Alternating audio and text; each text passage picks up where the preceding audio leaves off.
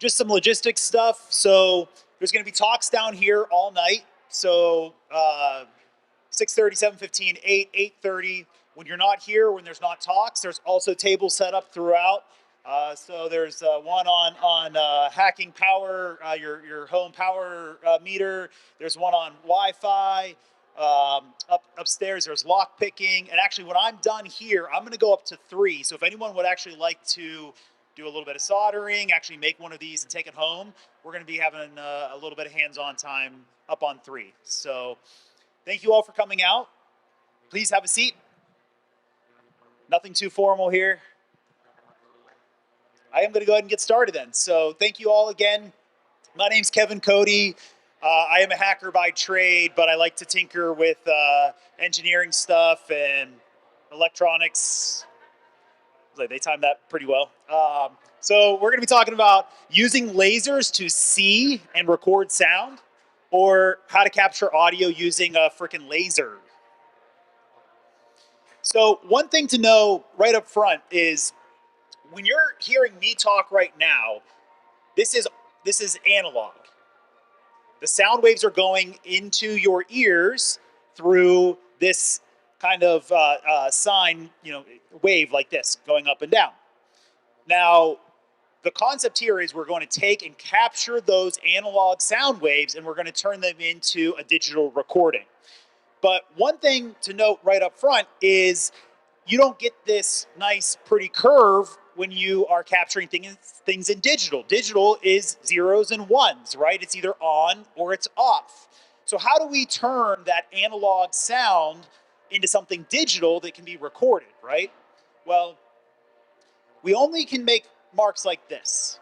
So it's either off, it's all the way at the bottom, or it's on, it's all the way at the top. Well, some really smart folks a long time ago figured out, well, what if we half that and we use half the power? So now we have on, off, and half, right? We have an extra bit of information. Well, we can actually do that quite a lot, and you can turn that analog sound wave into something that really resembles that same sound wave, but in digital form. Now, one thing to know, if you're familiar with digital video recording, you might be familiar with frames per second, right? Who can tell me how many frames per second can our eyes see? Good. 60 frames per second. So again, some very smart people a long time ago figured out if you take 10 or 15 or 30 or up to 60 still images that are just slightly different one by one and make them go by really quickly, your still images turn into moving photos, right? And that turns into movies. So just to give you an idea, this is 15 seconds versus 30 versus 60 versus 120. I'm sorry, 15 frames per second, right? So when you look at the 15, it looks a little choppy, right? Because our eyes are seeing 60 frames per second. 30 looks a little smoother, 60 looks pretty much perfect.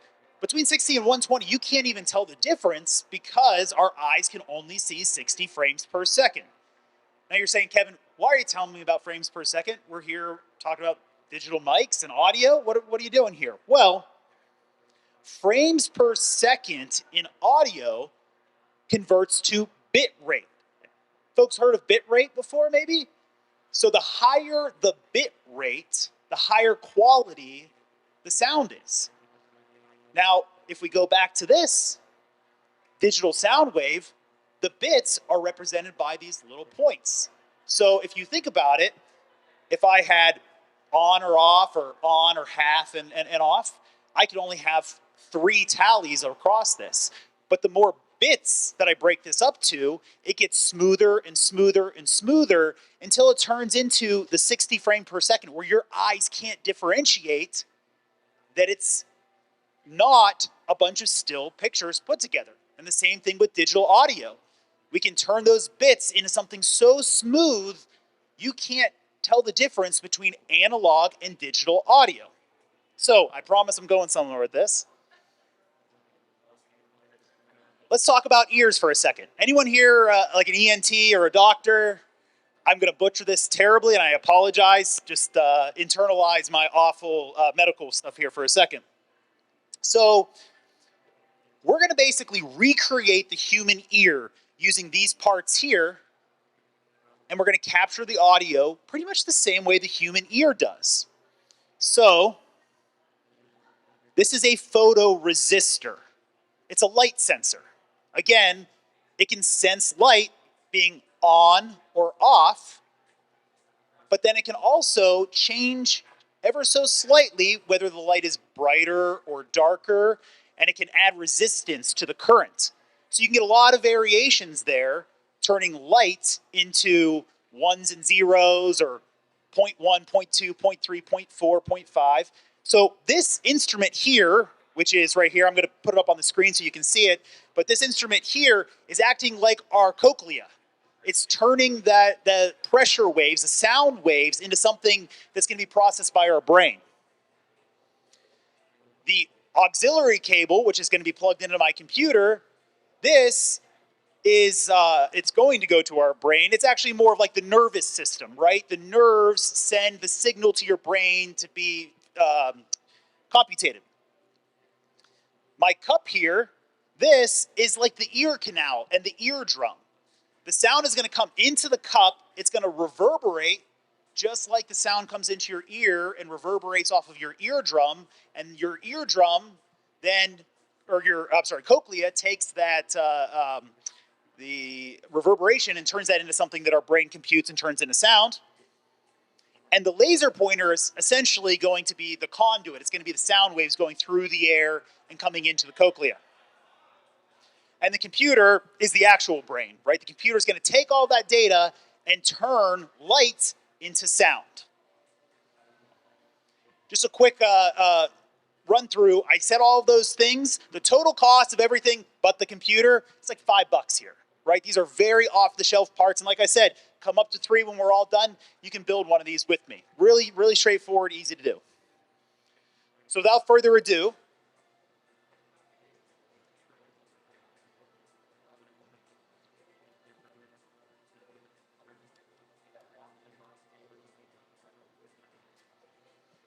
so what you see here up on the screen is a laser pointed at the cup. The cup has a little sequin glued to it. It's bouncing back into this photoresistor, okay? Laser, cup, photoresistor. Behind the cup is a speaker.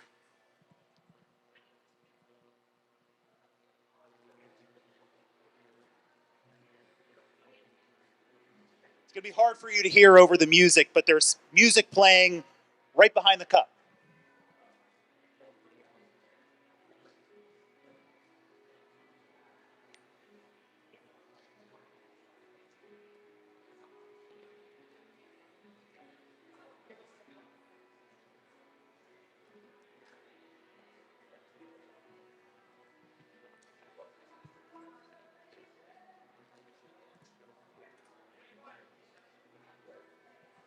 So I'm recording from the external microphone, which is this auxiliary cable going in here.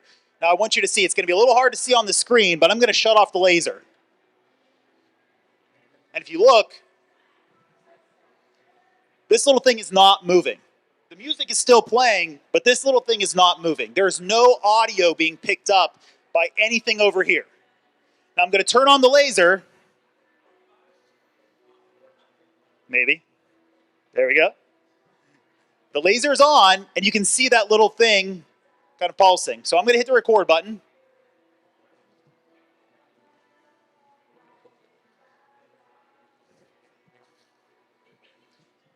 The laser is pointed at the cup. The cup is reflecting back. I'm sorry, the laser pointed at the cup. Cup's reflecting back into the photosensor. The photosensor is being routed to the computer, and the computer is recording this. It just thinks it's audio. This is a regular microphone, an auxiliary cable. Like before Bluetooth, we used to plug into our car. Before that, we plugged into our computer speakers, right? So I'm going to stop it. I'm going to stop the music. It's going to be hard to hear, but I'm going to hold the microphone up to this. I'm going to play back what this just recorded. No trickery here.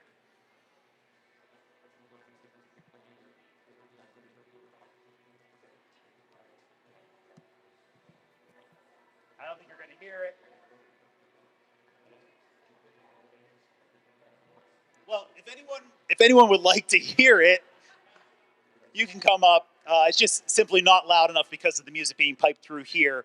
But essentially, it is recording the audio from that here, even though no audio is actually being recorded. Let me see if I can crank this up a different way.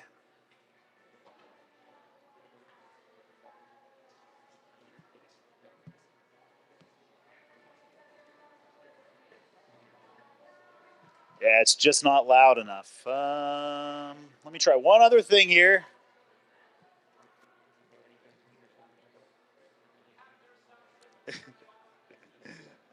I could, maybe. Uh,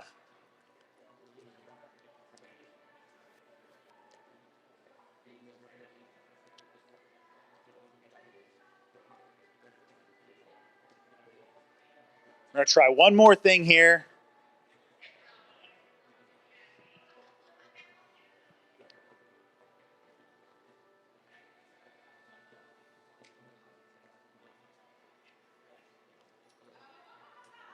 All right, let's try this.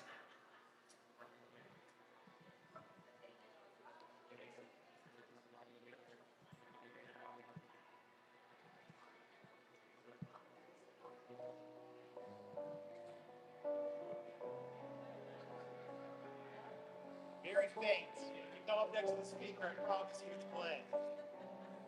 All righty. So that's using a laser microphone, a laser to intentionally pick up sound waves, capture them, and record them like a microphone. So in reality, where does this turn into hacker? How does this go forward, right? Well, if you look at that glass can do the same thing that cup is doing. It's reflecting or gathering sound, and even though you can't see it, it is reverberating a little bit. So if you take one of these and shine it at the glass, if you look at my chest, it's reflecting. So I could literally stand over on the other side there, take my laser pointer, hit it off that glass, capture it with a photo sensor, and I can record if there's a conversation going on in this room from across there. Now there is one catch. Does anyone know what the one catch is where this will not work? Good? He said, in case you didn't hear, double pane windows. So if I'm on the outside of this building, and it is a double pane window, and there's argon gas in between that pane of glass, that will actually keep the outside from reverberating so much. So if you do have good windows, like a lot of the office buildings we have around here and whatnot, it will keep the corporate espionage down to a minimum, right? It's just not going to work. But the interesting thing was, I told you, all my parts here was around $5, other than the computer. You could actually buy a laser microphone, fully ready to go, off the shelf. You point it, it collects it, it records internally for like $100 on Amazon. They sell them, purpose made for this purpose. I don't know what that purpose is, maybe corporate espionage, I'm not sure. But yeah, are there any questions? Yes.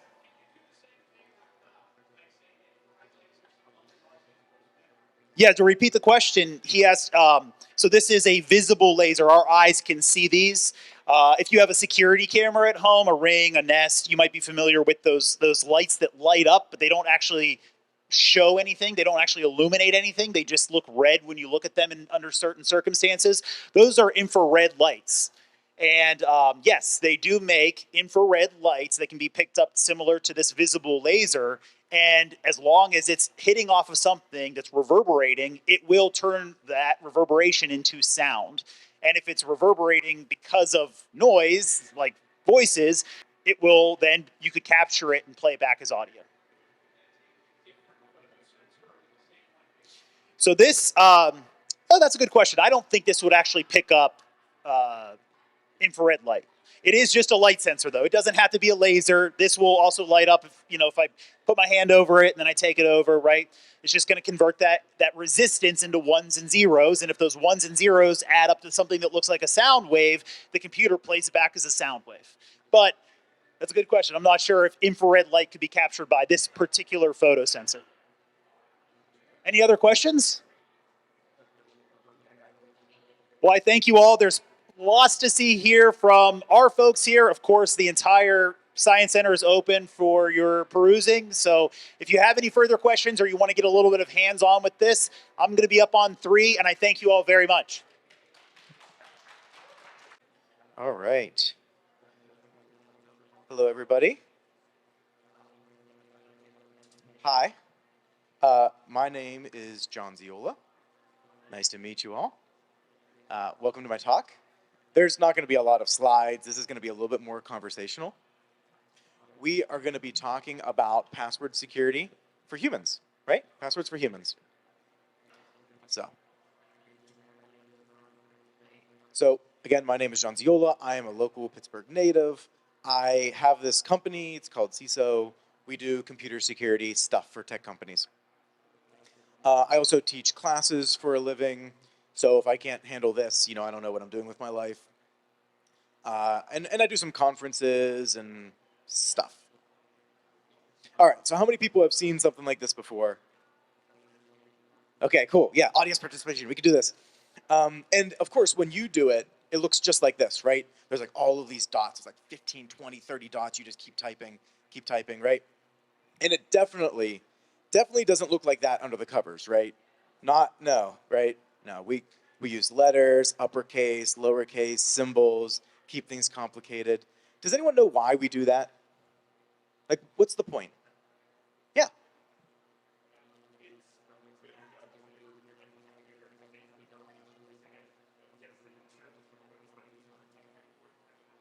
Yeah. Mm-hmm. Yeah.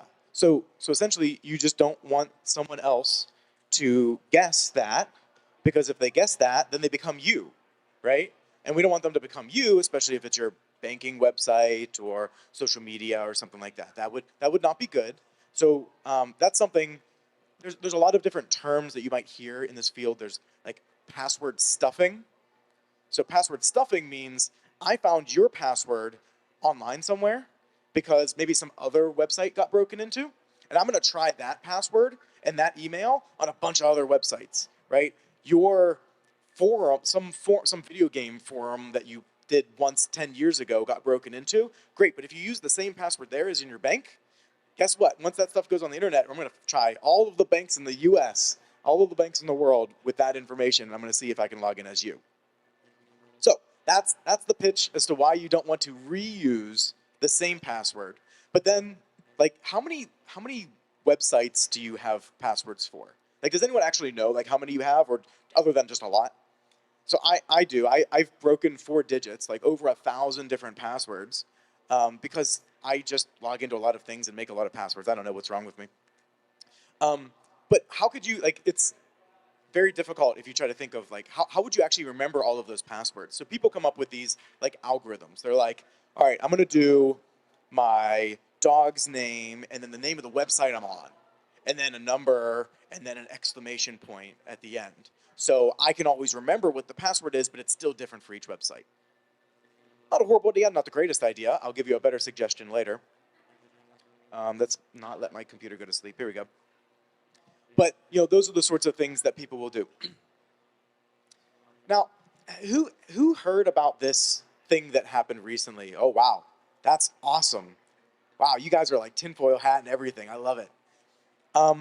So does anyone know what happened or how bad it was? It was 10 times worse than how they made it seem. Essentially, yeah. It was.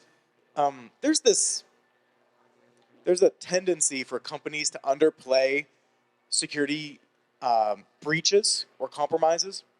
This was a case of a breach. Breach is the worst, all right? If you want to just equate security thing happening, breach, worst. Compromise, a little bit less bad. Breach is the worst thing that can happen. That means that not only were they broken into, they were compromised, but then something was stolen, right? It's like kind of 2 steps. We broke in and we stole the passwords and we stole the credit card numbers and we stole, whatever. So what happened? So first of all, LastPass. This is a company, and their job is to store passwords. That's what they do. So if you want to log into 1,000 different websites, you can give all your passwords to LastPass, have one really, really, really strong password to unlock LastPass, and then you can get access to all of your other passwords to log into all the sites that you go to. So when they get broken into, that's really, really bad, right? Really, really bad. I spent like New Year's Eve and the couple days before that, all right, which passwords do I care about? If they really broke into this thing, what do I do? Okay, I'm gonna change my banking password. I'm gonna change my, I'm not gonna tell you any more than that. Other sensitive passwords.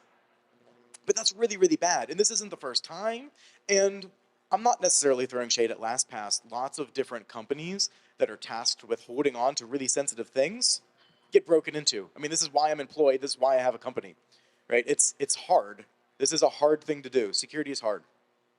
So, but the point is, these companies get broken into, and it can be really bad. How do we prevent the worst case scenario? But before we talk about that, that's what we're going to end the talk with. We're going to talk about how passwords are actually stored. And this is when we're doing things the right way. You can do it the wrong way, and you can say, oh, your password's ABC123. I'm going to store ABC123 in a file, right? That's bad because someone could find that file and say, oh, this person's password is ABC123. That's not actually how this typically works. Normally what happens is they use what's called a hash function. That's this blender in the middle here. So when you log into a password, you type your big long thing in, you hit enter, it's going to encrypt that information, send it to a server, and then it's going to perform this hashing function.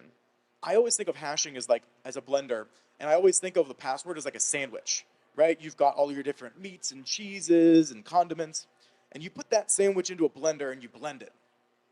Now you've got this end result, this delicious, delicious drink here, your blended sandwich. And that's good. So if you gave me another exact same sandwich and I blended it again and I compared the two things, they would be that same mixture, right? But does anyone here think they can make the sandwich from the blended output? Like, can you go backwards? No, you can't really go backwards. You can't reconstruct the sandwich from the drink. That's how this works. So you give them your password, they blend it up and store it, and then you give them the password to log in a second time, they reblend it up and compare it. And if they're the same, they let you in. So that's what an attacker has to do, right? If they compromise, if they break into this company and steal what they have, what LastPass has, they're not done, right? If the company followed the right practices, they're not done. They don't just have your password. They have to crack your password. And that is where you get into this brute forcing approach, where you say, I'm going to try A, then B, then C, then D. And I'm going to try ASDF or QWERTY or 1, 2, 3, 4, 5. You're going to try all of those things, and they try them with software on the scale of hundreds of billions of times per second, which is why you need to have a strong one. Because if it's only 8 characters long, I can guess all of the combinations of uppercase, lowercase numbers, and symbols for 8 characters in a given time period. It depends on the hashing or algorithm, but you can do it. You can do it. If your password's 48 characters, it's not happening. It's just not happening. So the length is really, really important. And that's kind of what we illustrate with this comic here. So in the top, we're talking about, yes, XKCD, I know a few fans in there. So Troubadour and 3. So this is what we've trained people to think they need to write as their password. Capital T, lowercase r, 0, lowercase u. That is actually kind of easy for a computer to guess and pretty much impossible for a human to remember. So that's the opposite of what we want. We don't want things that are hard for humans and easy for computers. We want to flip that. So let's go down to the bottom. Correct horse battery staple. Now this is a little tongue-in-cheek. This is not technically accurate, but if you just did a brute force attack, you did A, B, C, D, E, etc., it's going to take you a long time to get correct horse battery staple. So against certain types of attacks, it's better. So, but it's also much easier to remember. Like, how many people have already memorized correct horse battery staple, right? Like, you didn't even try, and you just memorized it. So the idea is to replace passwords with passphrases. Start to create a sentence, create combinations of words, and then another key thing to do I know this is going to come to a surprise to much of you. Most people end their passwords with symbols and numbers. Don't do that. Just do what other people don't do, right? So say correct horse $45 battery staple. Capitalize the E in horse. Do things in the middle. That's the key. If you put numbers, symbols, capitals towards the middle of your password, it's statistically going to be more difficult to crack. And then just have it to be long enough. Focus on it being longer than it being complicated. And these are only for passwords that you need to remember. But again, if you use a system like LastPass, or there's other 1Password, Dashlane, NordPass, whatever, there's a bunch of them. There are options out there, KeePass, and you can have one really strong password, which is what I do. I have a password that's about that long, takes me forever to type in. It is literally, I just made a password like the top, combined it with a password at the bottom, and then mixed it up a little bit. So it's like, long. But that's the only password I remember. Every other password, I go in and I copy and I paste it. And it's even longer and it's even more complicated, but it doesn't matter. I have no clue what it is. So if an attacker breaks into a system, they got to do this whole blender thing for my passwords that are this long because I made them with a machine, but I don't need to remember them anymore. Now, I've got a little audience participation section. Does anyone want, this is local Carnegie Mellon website, and we can type in a password here, and we can see how strong it is. So don't tell me your password, or, you can tell me your password. No. Don't tell me your password, but what would be an example of a strong password? Something that you could actually remember. Correct horse battery staple?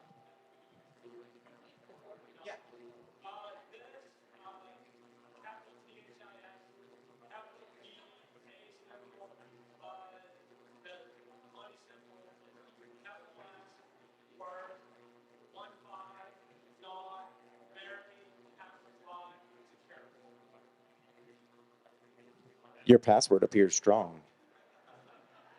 Good job. Yeah, exactly. So that is, and then we can show, I think I got it mostly right. This is overly secure. Is that what you were going for? Something along those lines? Oh, okay. I thought you meant not like 0. But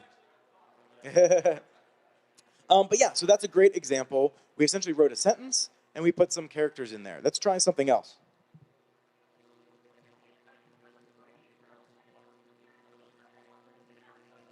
Pretty strong, not as strong as what we just had before, but notice the difference in complexity. We don't have uppercase. We only have lowercase. There's no numbers. There's no symbols. And then you can kind of play around. Let's put something in the middle that makes a nice big jump. Let's turn this to a capital H. That's another nice big jump. But what's really cool about this website is you can see it actually gives you feedback. Your password's pretty good.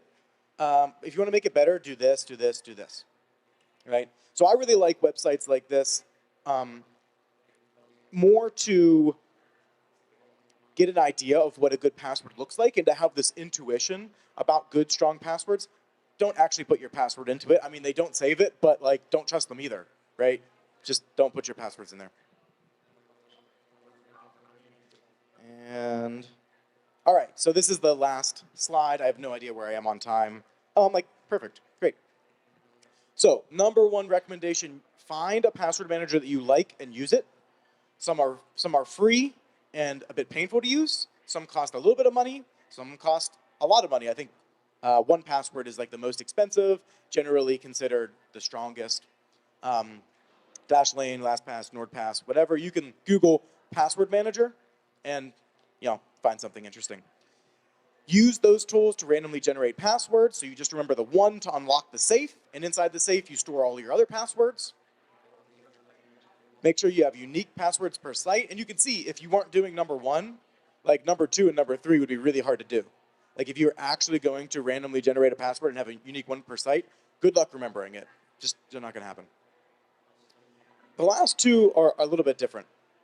So use multi-factor. Does anyone know what multi-factor is? Yeah. Does anyone want to explain what multi-factor is?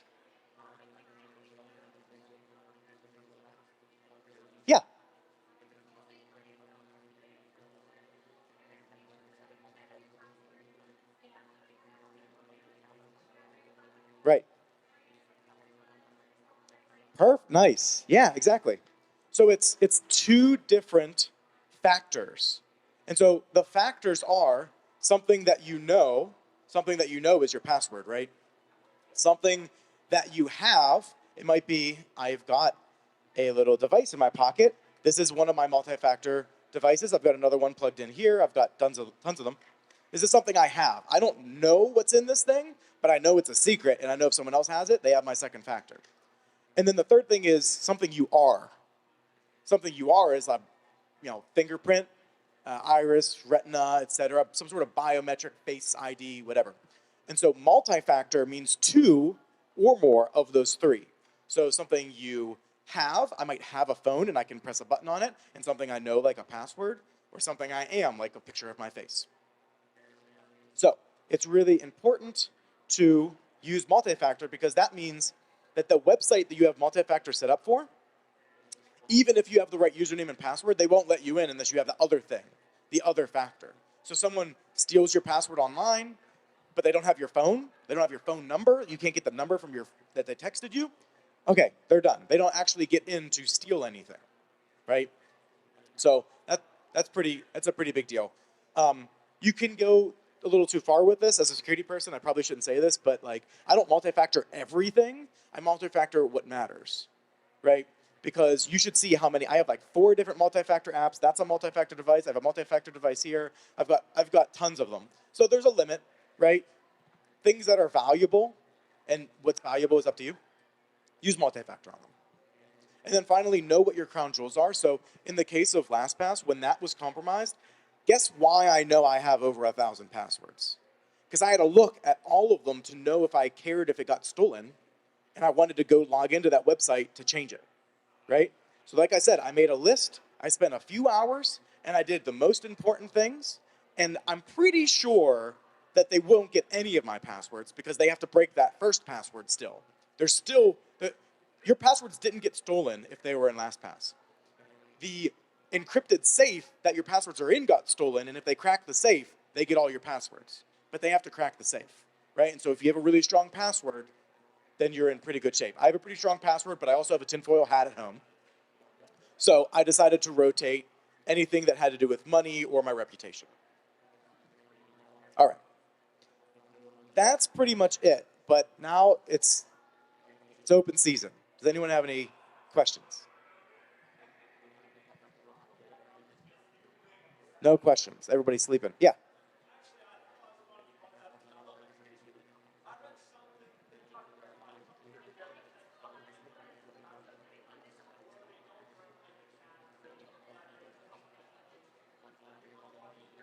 Yeah. Mm-hmm. So the question statement was, you saw something that said 4 words in a row, like correct horse battery staple, has become easier to crack. Why? So yes, that is true. That's why I said that technically it's not as strong as that XKCD shows, because that's assuming a brute force, and you'd be stupid if you attacked passwords with a brute force nowadays. Instead, what you really do, so I do this for a living. I steal troves of hashed passwords from tech companies, and then I try to crack as many as I can, and then I try to steal everything I can from all of those accounts. That's my job, right? When I have a pile of hashes, these passwords, I'm not going to try A, B, C, D, E. What I do is I guess every single character that's 7 digits. So if it's 7 digits or less, I'm going to crack it, period, because I'm going to literally just try all of them. But then once you get to 8 and up, I change my tactics entirely. There's actually algorithms for keyboard patterns, because I know humans are human, right? And we've got hands. So I'm looking for things that are easy to type on a keyboard. So going across QWERTY, ASDF, GH, etc.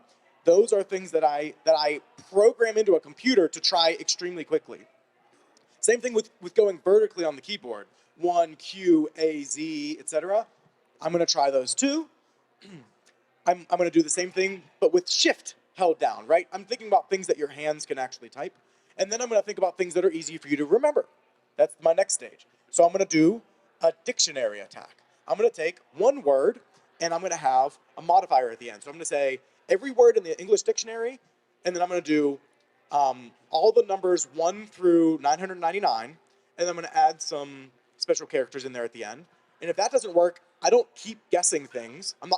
You didn't put 50 numbers at the end of a word, right? You put another word, or you had 2 words and then a number. So I move on. I move on to 2 words and then a numbers, 3 words and then some numbers. And then I'll start thinking like, okay, maybe this is a really savvy person. Word, number, word, pass, whatever. Word, I'm trying to get rid of the completely randomly generated thing. So if you randomly generate your passwords, I'm never gonna crack that. If it's more than 8 characters, I'm just never gonna get there. It's a waste of money because it costs me $40 an hour per server to crack these things. So I'll spend $100, $200, but I'm not spending $100,000. You know who will spend $100,000? Nation states, other countries. So that's another thing you have to be careful about, but that's a whole other level of concern. But yes, to answer your question, the way that I'm actually going to crack your passwords, I'm going to think like you did, and I'm going to turn that into an algorithm, and I'm going to have a password do it 400 billion times a second. Yes?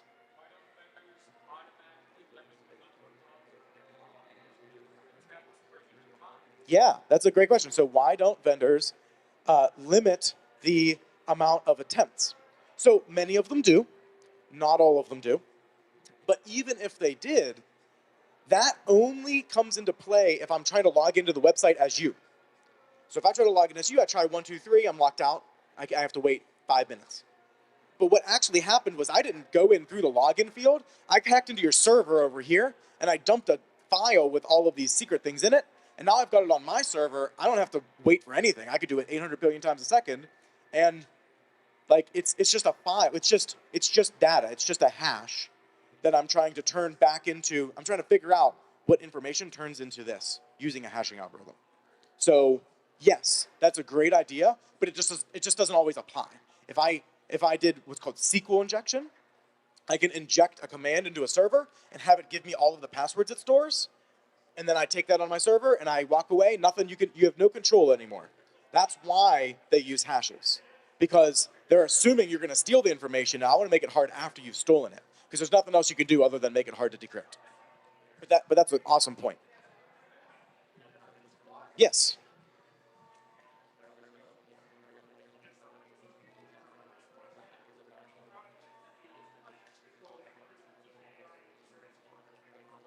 Yes. So how has AI and machine learning affected this world? So my world is generally software, so it's completely disrupted everything, and it's crazy. Specifically to passwords, though, there are becoming the algorithms that we make to figure out what's normal for a human. Yeah, thanks, guys. Used to be thought up by people, and now they're just being thought up by AI. So there is a competition at the World Series of Hacking called DEF CON out in Las Vegas every summer. And over the last, I'd say, 3 years, the winners of that are starting to use AI, these generative models, to create the algorithm, and then they're running the algorithm to hack, to break the passwords. So it is getting better at finding the right way to get the highest percentage of cracks. On the other side of the fence, it's a whole nother talk. I've actually given talks before about machine learning and AI, and I actually mostly help people defend. I don't break into places all the time. I break into companies to inform them what their gaps were, and then we try to fix them. The point is not to break in and say, haha, I stole your thing. It's to say great, I figured this out, someone else could too, let's fix this. Here's the ways that you could have stopped me. Let's pick the easiest one, do that first, and then let's do the second one, and then the third one, then the fourth one, right? And that's where machine learning AI is becoming really useful. It's taking in all this information, logs about activity and things that are happening, and it's saying, this looks bad. It's kind of like fraud detection, except it's with different bits of information, and you can say, this person, they're acting kind of weird. I'm just gonna stop that, right? But in reality, like a human, if a human was on the other side looking at the logs, it's just scrolling and scrolling. It's too fast. You can't possibly decipher what's going on, but AI machine learning can. And they can identify patterns, and they can put things into clusters, good cluster, bad clusters we stop, good clusters we allow. And then they make mistakes. They stop good people, they allow bad people through. So you have fall through other mechanisms, but it's definitely interesting to see. One of the things I like about AI and machine learning is explainability.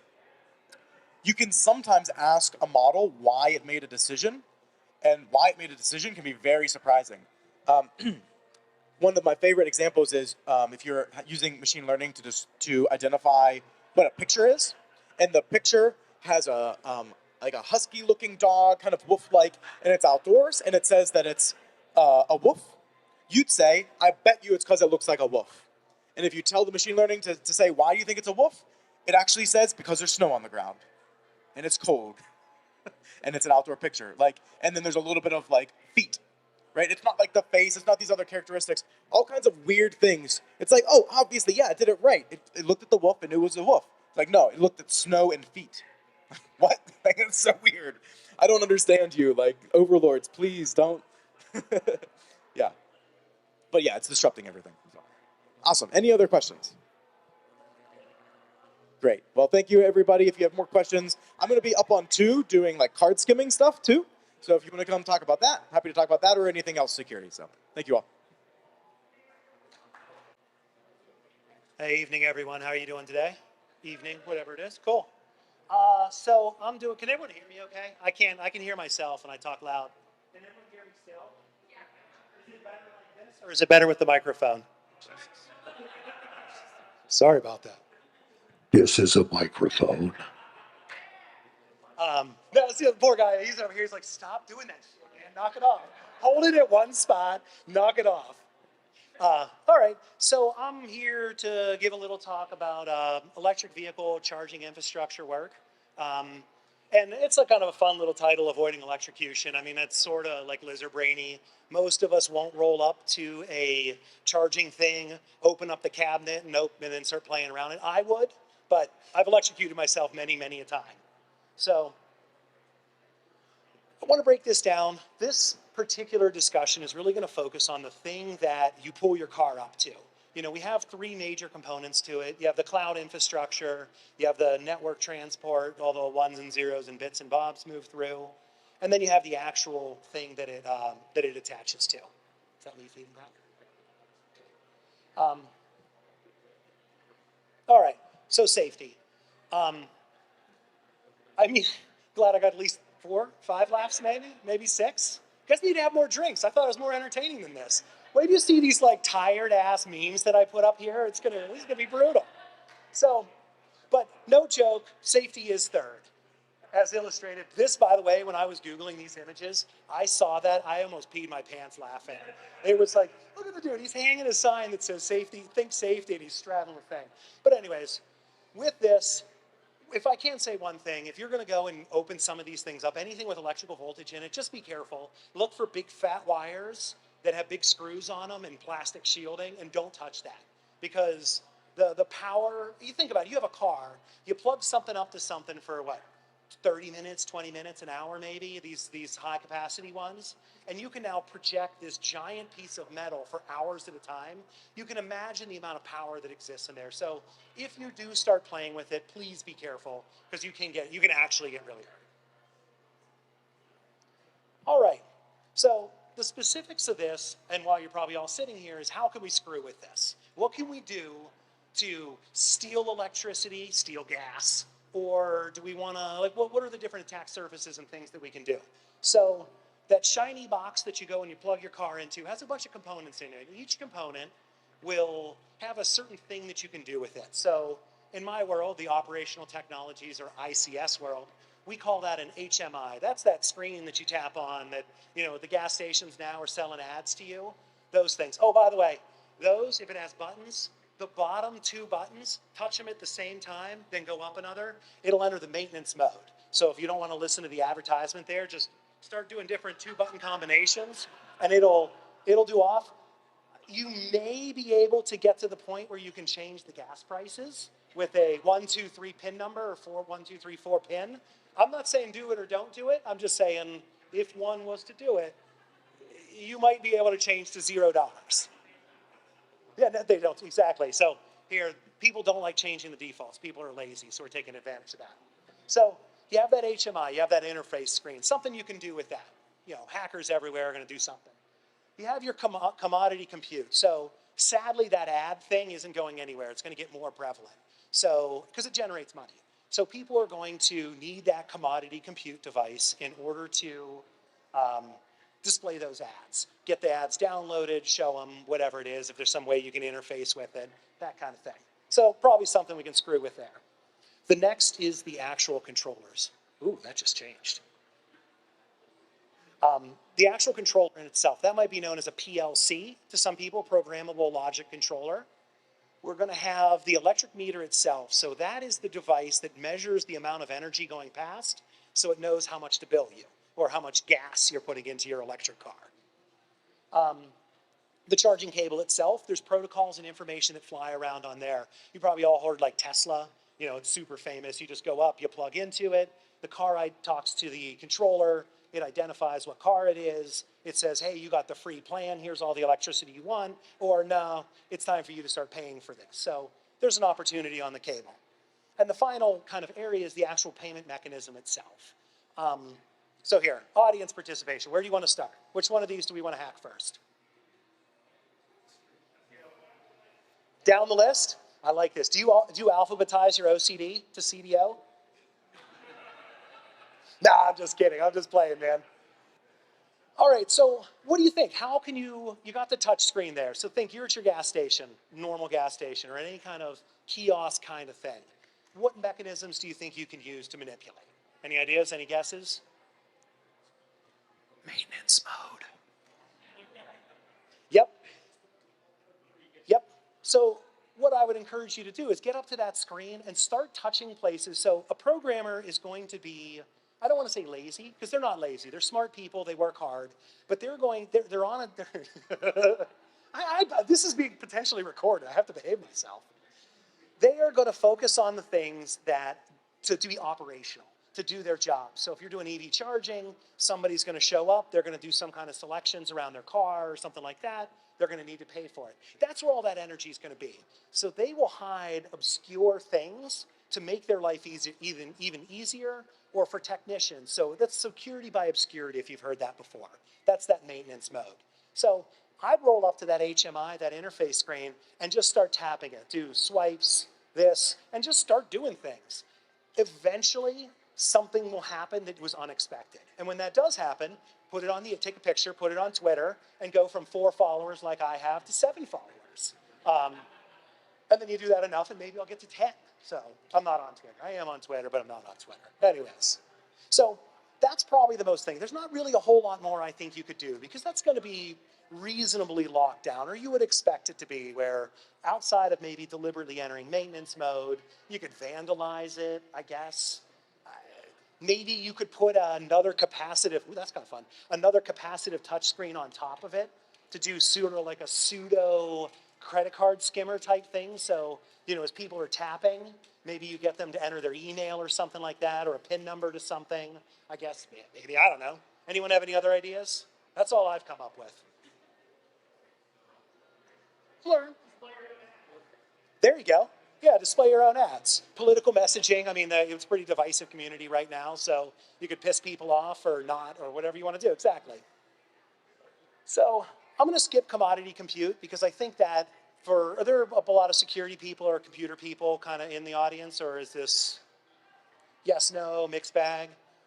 Do we want to do a kind of like how about this? If you're a computer nerd, awkwardly stare at your own shoes, and if you're not, then continue to make eye contact with me. All right, we're good. Have you guys heard the joke about an extroverted computer person versus an introverted one, and the difference? An extroverted one stares at your shoes. Just saying. So I'm going to skip over the commodity compute, because that's exactly what you would expect. You're going to be running some kind of operating system. You're going to have a whole bunch of Googleable, Metasploitable, whatever's going on in that commodity compute device. The PLC. So this is the ICS world. Anyone here ICS-ish? OT? I think one of you guys are. I got the feeling from that. All right, we have one ish person. So this is the controller. So it uses something called ladder logic, where it's a series of steps that make things happen. So it'll be like, you connect your cable in, and when a voltage is detected on a certain pin, then do some other action, and when that does that, then do another action, and it runs down through, and it is the interface between, it's a cyber-physical interface between our world, our physical world, and the computer world, if you will. So that PLC, that programmable logic controller, that's the device that does that interfacing for us. So if you have something that receives physical inputs, does something with code, and then does something else with it, what do you think you could manipulate there? You can change your inputs, you can change the code, or you can change the outputs. So inputs, I mean, if anyone stopped by my little hardware hacking demo over here, that's kind of where we were talking about changing what that controller is expecting or doing something. So if it says, hey, I'm expecting a voltage signal from a whatever, and if it's greater than 12 volts, do this, and if it's less than 12 volts, do something different. Well, what if you hook up like 400, or you send a signal of like 450 volts? Maybe there's a math thing in there. It says if it's 12 volts, then, or if it's over 12, subtract the number from 12 and then use that output. Well, if you put 450 in and you subtract 12 from 450, you now have a negative number. It's going to confuse that output. So you can manipulate those inputs. You can also manipulate the code. That's what the hardware hacking demo is about, pulling that memory image off and then putting on your own any way you really want. And then the final thing is manipulating the outputs. Don't really know how you do that, but you probably figure out a way. Electric meter. So if you're really trying to steal your gas, this is probably one of the areas you're going to want to hit on. Because if that electrical meter isn't metering what it's getting, then, okay, well, I get free electricity. So you could open up the box, cut the wires, twist them together. What's up, Dan? Oh, is it that bad? Well, now I feel like it's too loud. Down here? Up here? Can I do this? Oh, sorry. Yeah, hold on. There we go. Thank you, thank you, thank you. So that electrical meter, there's going to be some kind of data signal probably or something like that. So that's a good opportunity right there to go into this big silver shiny box. We know nothing is going to be encrypted because it's 2023, and why the hell would we encrypt stuff? Because that's, I mean, it's lizard brain. I mean, honestly, how many people here would walk up to a box, open it up while it's energized, and start fucking around with it? I mean, honestly, oh, we got 1, 2, but you do it professionally. Like, you know how not to electrocute yourself. Same, same. I've never blown fingernails off or anything like that, but I've gotten a good shock before. So opening that up, you know it's not encrypted. You're able to sniff signals off of the different components, and you could say, hey, I want to tell the PLC that the amount of energy that the meter read was 1 kilowatt. But instead I pulled, I have all my friends lined up, and we're loot and scooting this thing, man. I mean, everybody's charging off of this, all for free.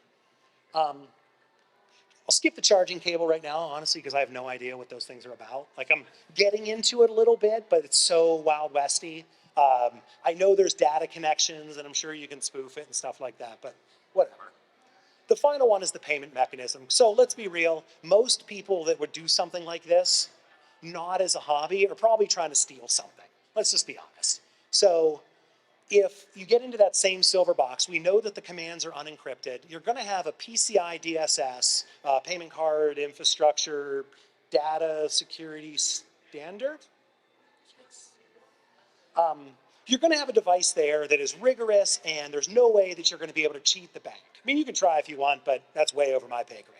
However, between that PLC, it's getting the reading from the meter saying, hey, individual has used 197 kilowatts of power, or energy has been transferred.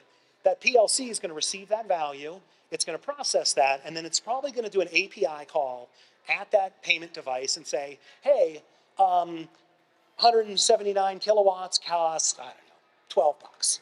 It will then send the signal over to the API saying, hey, is this individual cool for $12 worth of whatever? It reaches out to the bank. The bank says, well, if it's my account, it says, it depends on what day it is. But it'll reach back and probably say, yep, you're good for 12. And then that payment card API is going to give a thumbs up signal, unencrypted, in clear text, back to the PLC to say, yep, you are good to give that person $12 worth of electricity.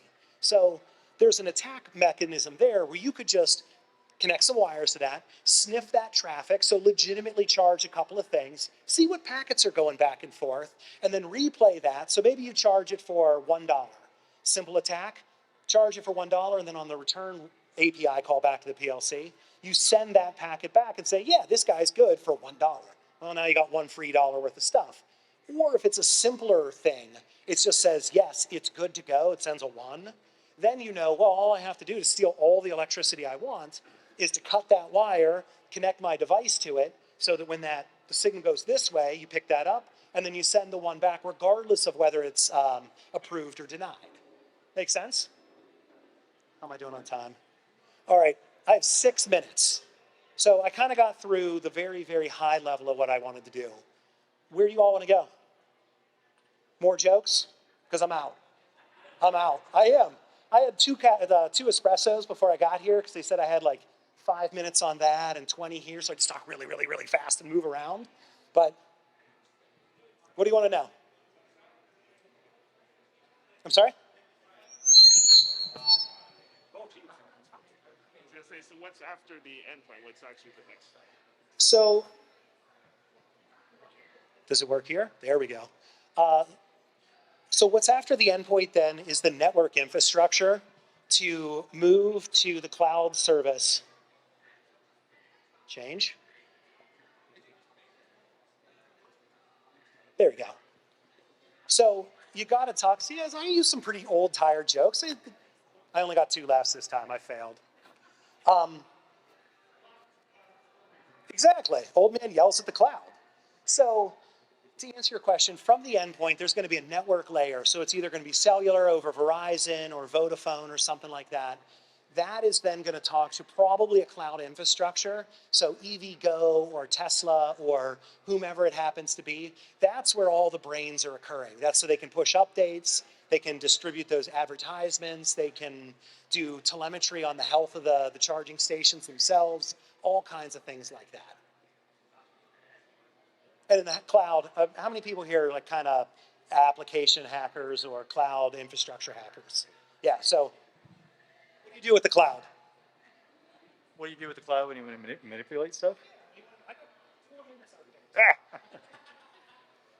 Probably the best thing you can do is to break the networking connection first and get it on your own network, because then you can just run your own small little cloud on your own hardware. So if you can get it connected through your own secured virtual network, then you can run it straight back to a computer you have even on it, like at home or something like that. Run your own cloud. Yeah, so you create your own private cloud and put up obscene pictures or politically divisive messages or whatever you want to do with it, I guess. Anybody else want me to hand the microphone to them? I'm trying to find a way to get people to not look at me. I'm doing a pretty good job. My shoes? These are new. My wife got these for me. She's like, oh, you're doing this nice little talk. Do you want new shoes? I'm like, well, I guess. And the first thing I did was step in a giant puddle of mud. And she's like kind of fashion, like about fashion and stuff like that. And it's just like, you're a fucking numbskull. Like, why? How did you make it 20 feet without ruining your shoes? But okay, any other questions? So I would say go out there, have some fun with it. And you can do this at gas stations. Start going into those maintenance interfaces. Be semi-mindful of like laws and getting in trouble. Like, I mean, let's be real. The dude or whoever's working behind the counter, probably if you're in the maintenance interface, isn't going to come running out and like fly tackle you and like call the police. But because you can just say, look, oh, this is from my perspective, stupidity. People are so cool with dumb people. So if you just go up and you're doing something and like they come over like, what are you doing? Be like, it was talking to me and I just started pushing things and I got here and then I saw this and I kept touching it. I'm so sorry. They probably won't arrest you. Yeah. But if you keep going to the same gas station and doing it over and over and over again, then they will arrest you. And in Pittsburgh, you'll probably make the local news because we don't have a lot going on. All right.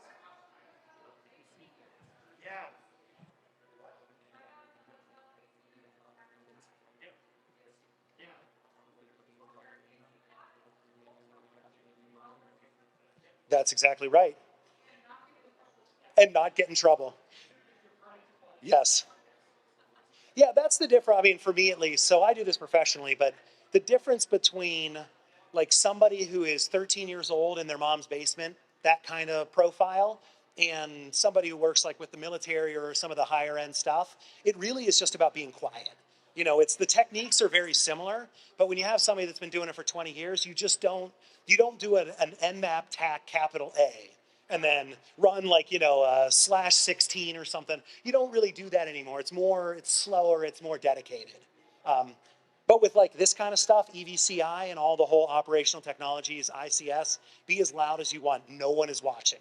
They'll tell you they're watching, but they're the cameras that don't even look like cameras that no one's watching. Just don't get electrocuted, please. That was the title of my talk, don't get electrocuted. I'm sorry? Yes, or the cameras are on, they are recording it, but the dude is stoned and doesn't care. Yeah. All right. So joke aside, does anyone want me to pick anything apart with the -1 minute that I have?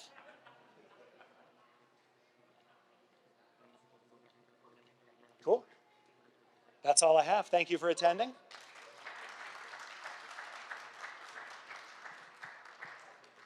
And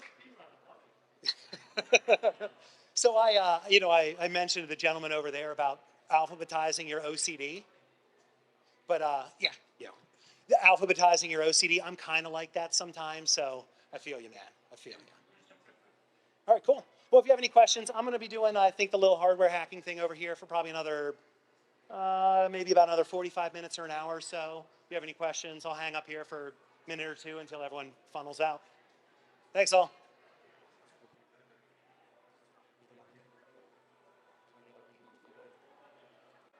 Hi, everyone. Thank you for waiting for me. I think I just have to find a little control to play, to start my recording, and then we'll get started.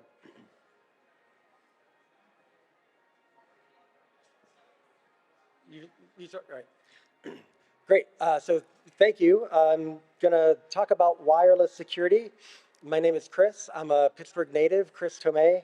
I spent some time in the area. Excuse me, I'm a Pittsburgh native, left for New York, went to college and said, too good for Pennsylvania, and here I am coming back, right? So here I am kind of back from engineering and back from, my attempts at going out of the area. Security and Pittsburgh have gum-banded me back, and so all of these things have kind of congealed into all of the wireless security and information security elements that I use every day. Is microphone quality good enough? Should I go for a handheld?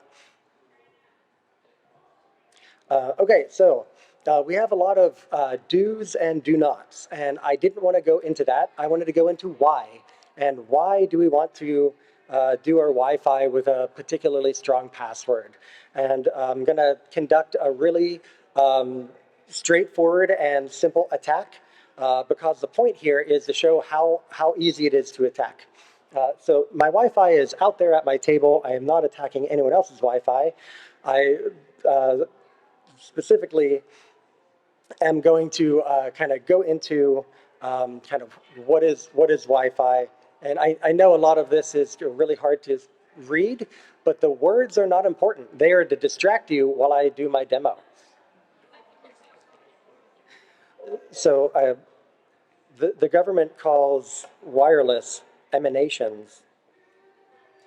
And in the 1990s, it was a big problem. And now Wi-Fi is here and it's everywhere. So if we adopt their language and we look at what our uncontrolled emanations are, we might want to have a look at a tangible waveform of wireless. So let's pull up a visualization.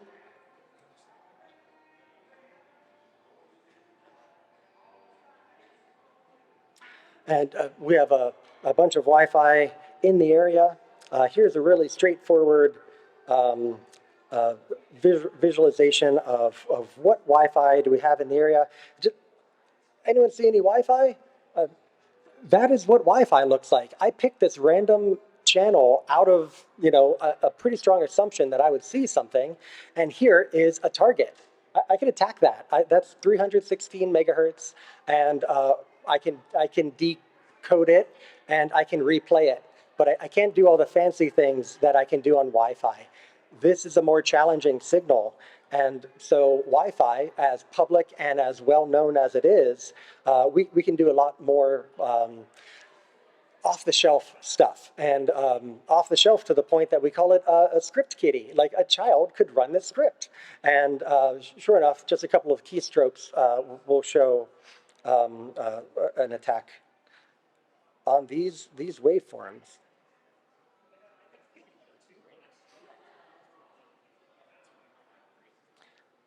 I love my little poem, by the way.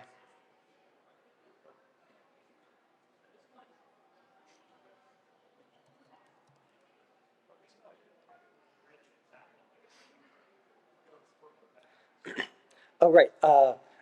Was supposed to tell you why you came. So here I am. I'm going to show you the RF. That was it.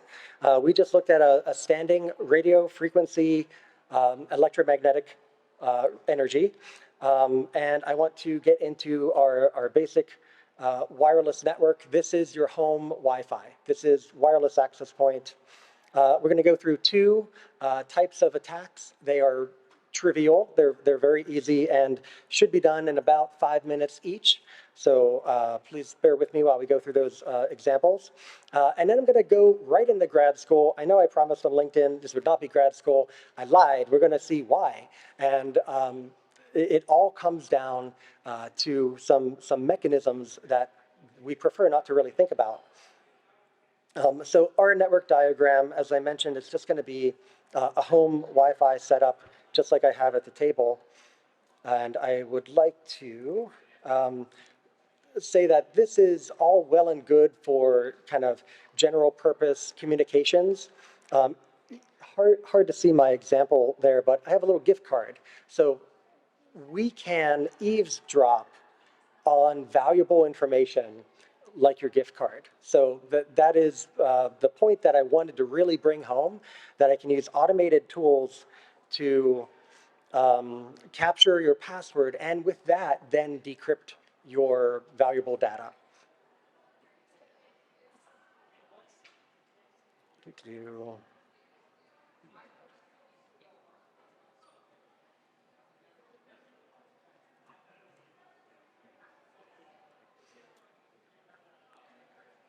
Couple of little tools allow us to use cheap hardware. Not just any hardware, but not special, not expensive. Maybe $50.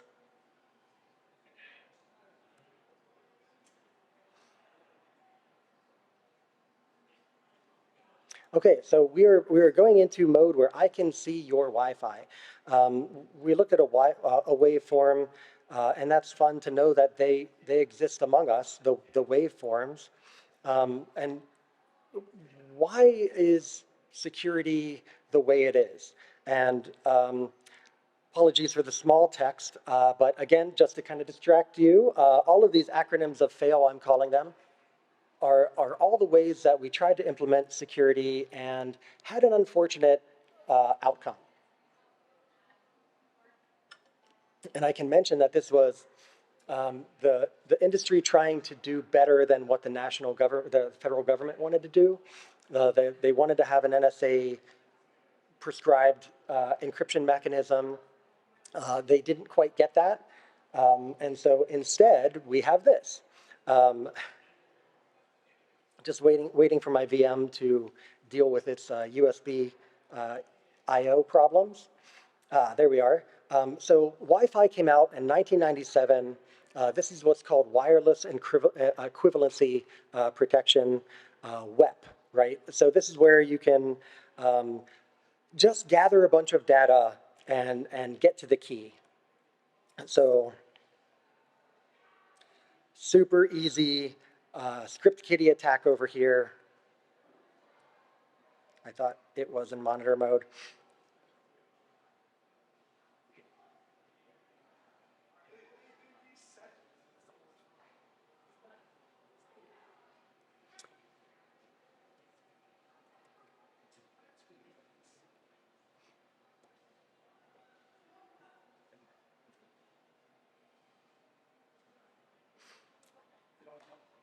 The attack has started. So a little bit of text there, a couple of little commands. This is not hacking, right? I am not hacking the most challenging thing in the world here.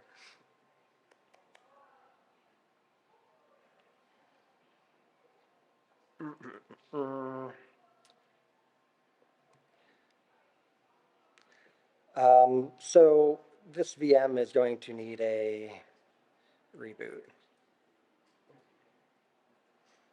So we will get back to what happened since 1997, and why did it go the way that it did, and wireless devices weren't as powerful as they are now.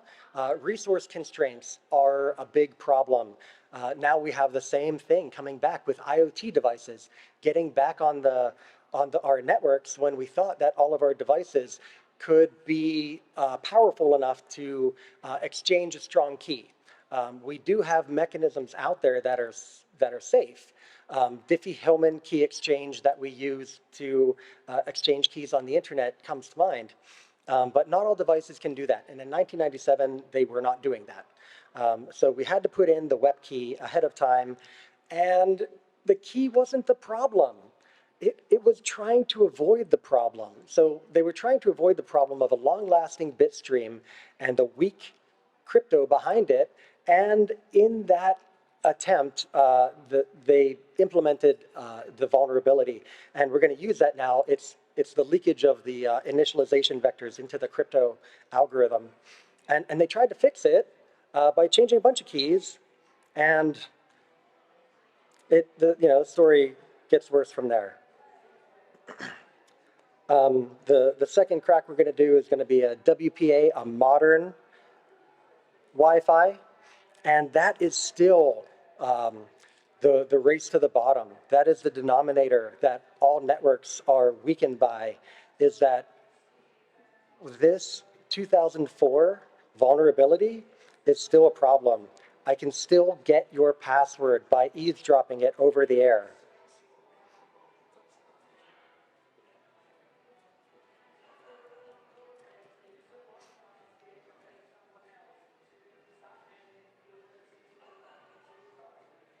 Okay, let me get my USB device ready for attackage. Good.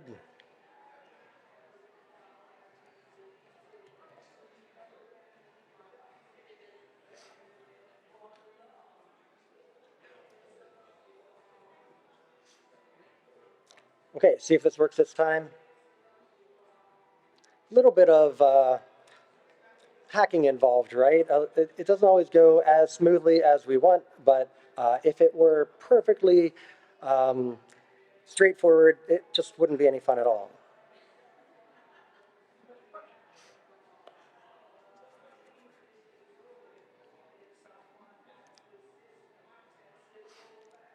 And the WPS mechanism that I have over here, push button or a PIN number to join your network.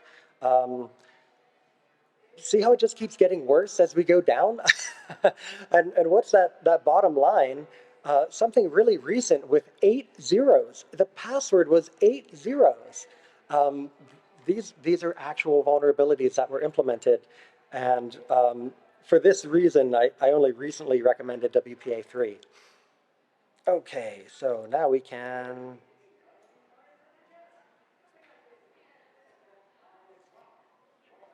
Okay, so 1997 network is there as WEP, number 3. I'm not hacking here, people. This is script. I'm not doing anything. I'm going to press number 3, right? Oh, man.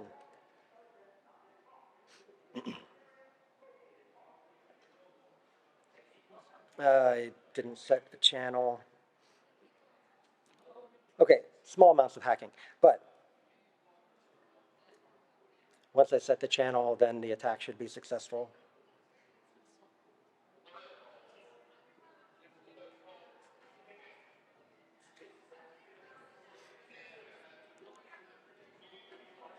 When a script goes wrong.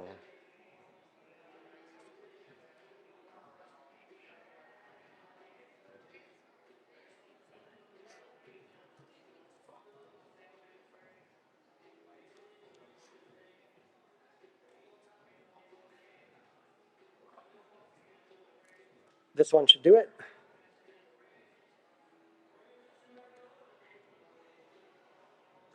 Physical channel 40. Okay, so here's the magic, and now here's this magic. And I don't see the warning that I had before, and I'm gonna start the attack.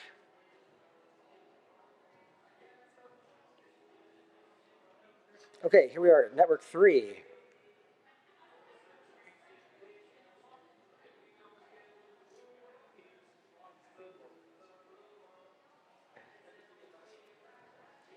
So I do need a client to connect over there, and I am, so here's the leakage.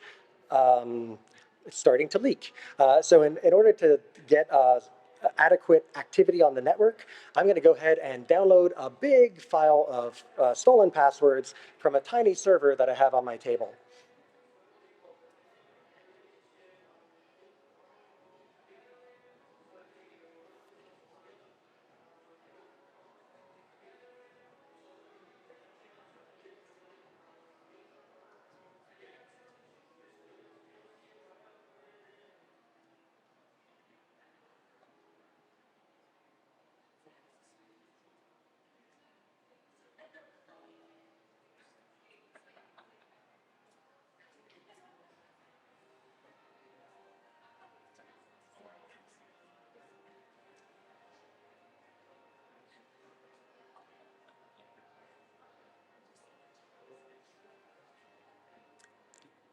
Okay, so our numbers are finally starting to go up. We're trying to get 10,000 of these thingies, and how do we get them? So hacking is some of the thing that we're doing, and that was it. So we just gathered all of the initialization vectors necessary for a 1997 style attack. Okay, so you see the password. Sorry, the text is a little bit difficult to view, but it's just my tiny awesome company. I planted this password. This wasn't a compromised password, but you can see it. And this was with 1997 security that actually that password is more secure than the WPS pin that followed it in the 2006 line over here, where you press a button, and that is really not recommended. So your emanations are uncontrolled. Your wireless is out there. I have a big dish antenna over there to exemplify that the wireless is, from a very long distance, and that's like a 30-mile dish that I can carry in one hand. So a little bit of alignment, and you could get to the signal. You could do what I just did from miles away, but that was weak encryption, so let's try stronger encryption. We have changed it. The computers have figured this out, and they have changed things. And so we're going to have to encrypt our data. We're going to have to lock it up. And in security, we talk about locks as keys. We don't really talk about the lock. The encryption algorithm, that should be well known. That should have a lot of eyes on it so that the vulnerabilities are picked out before it goes live. So we're not actually talking about the encryption algorithm that will do fancy stuff to come up with a key. And I just wanted to exemplify what is the key. And it is this comparison operation of taking the data and mixing it with a key. You need a one-for-one. You can't encrypt data without going through this XOR operation very, very close to the end. Whether it's a chained cipher or some other, you'd use the leftover data and call that the data, modulus this, leftover that, chain it to an industrialization vector on another block, whatever. At the very end, you're running through an XOR operation, so you need key. You need lots of key, and you need to create key all the time with every single bit of Wi-Fi that is being made. And so the keys expanded over and over and over and over to meet this criterion. So we have locked it. The lock is high quality, right? We got rid of that one from 1997. We're now using like advanced encryption standard. Federal government made it. It's pretty good quality. And we need key data. We need key material to encrypt your data. And so that's the problem. So we're not breaking encryption here. We are telling humans, the computer is telling you to make a key because the computer is a machine and it can't. It knows that, right? Let me switch my Wi-Fi security for a new attack.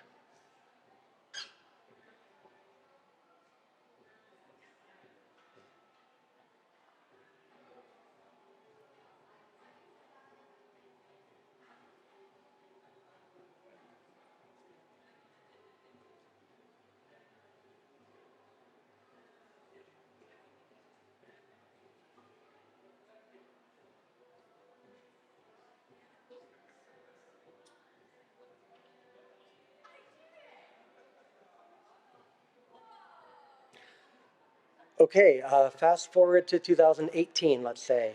2018 security is now being broadcast from my table over there. And this is the modern attack where we can steal your password out of the air because that's how they implemented it. They had to do it that way, or so they thought. Your computer is a machine and it can't generate a password, so it puts it on you. And how's that going? I joke that the only thing more terrifying than a central key management authority is having everyone in charge of their own keys. And so here's where we have that going on. There's my attack network. I'm going to go ahead and select attack number 2. The point is that this is easy and anyone can run the same attack. Have to join.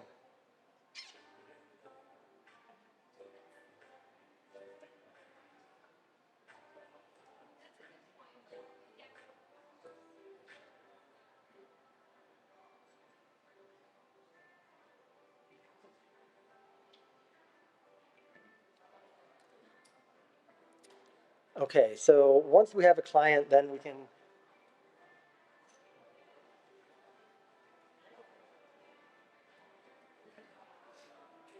then we can attack it. So there are definite requirements for every type of attack. Usually a Wi-Fi network has someone using it, and it connects you to something. My little example doesn't have all of those things, so stand by.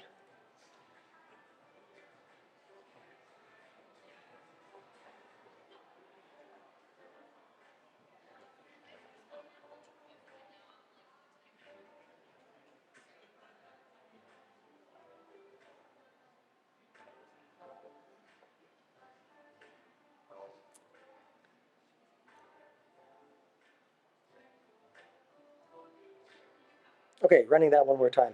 I joke that machines are harvesting us for our chaos, but it is true that they can't do it, so them shifting it onto us is kind of part of the problem here.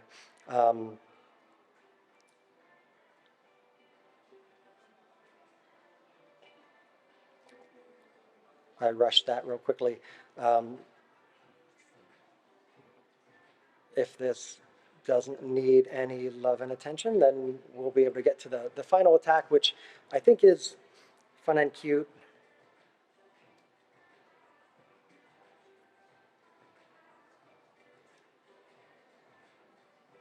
Well, switching modes sometimes messes with the hardware, and I need to tell it to get into the right mode again.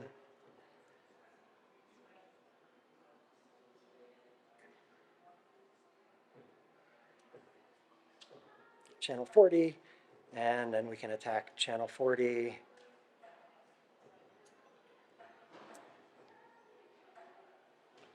But going back to the slide, I hope to make the example that the predictability of this string of key data is really going to make your encryption or break your encryption. If anyone can predict your key, then the key is not resistant to attack. Okay, well, we'll run through one more little reboot of this little device because it is not finding it.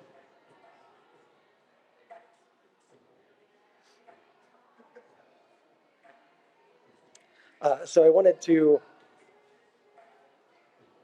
show the example of what is valuable over here, which is some communications are not that valuable. And what we talk about in security a lot of times is knowing your family jewels or your crown jewels.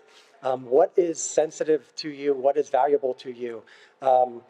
This is right after the holidays, so if any of us were using gift cards,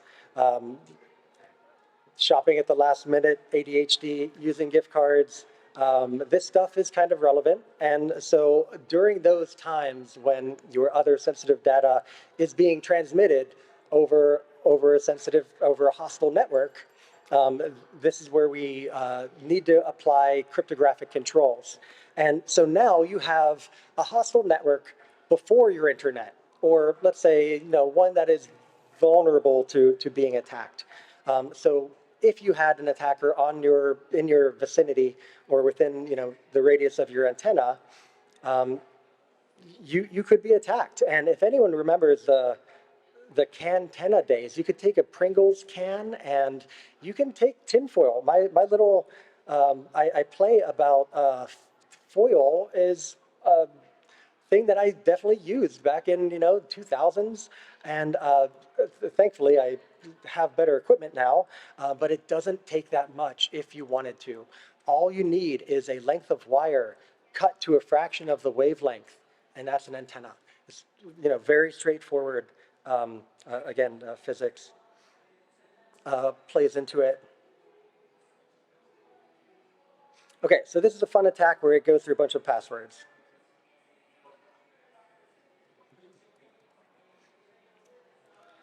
For the demo, I made the password at the very end of the list. So I'm going to change that. So bear with me for a second. But does anyone want to see a list of passwords that is very easy to submit to Wi-Fi? It is really fun.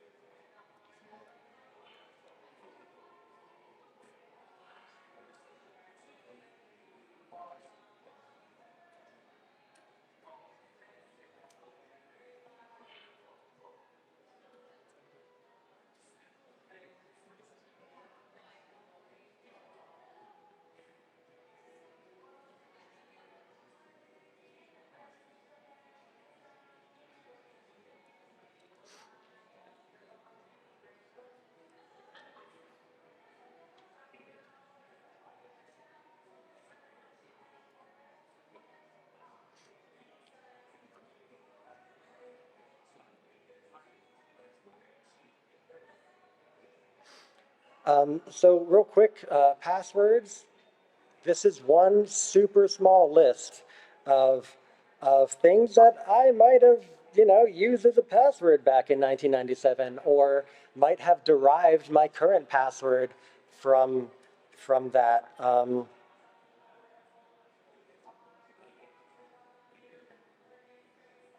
I broke my neck on a Kawasaki motorcycle. Anyone have a motorcycle in their lives? This is not my password, but wow, that might be close to home for some of us. So let me seed my password and run an attack.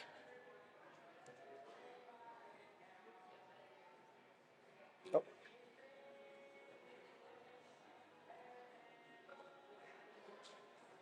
Okay, set the channel. Channel hopping sounds like a great idea, but it messes everything up. And hardware sometimes doesn't like to be switched frequently.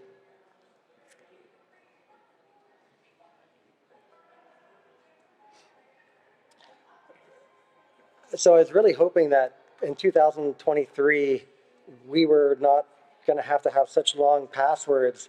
But the problem exists still that the password is easily captured. Okay, so let's do a modern attack.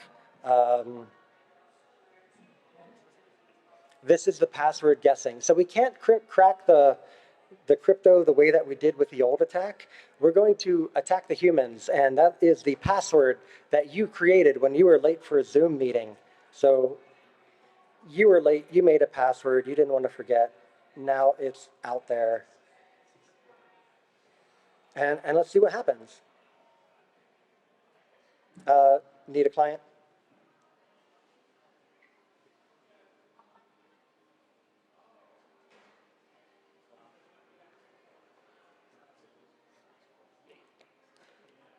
I just stole the password. And so this is the attack now. So the fancy part happens very quickly. The password was captured in a fraction of a second as a encrypted hashed value. And this is a known cipher attack because we know what the hash algorithm is. And having stolen that key as a hash, I then tried every hashed password in that list, and it found it, and it's highlighted. And so this is why you still need a secure password in 2023, even if you have WPA3, the current latest iteration of the latest Wi-Fi. I could still name my Wi-Fi your same name, and the client device will attempt to connect to it. So an impersonation attack still will take the password out of the air, and I can use this with this, and I can decrypt your data. I can decrypt it. And that's it. I'm running the demo over and over at the table. But that's wireless security in my demo. Questions?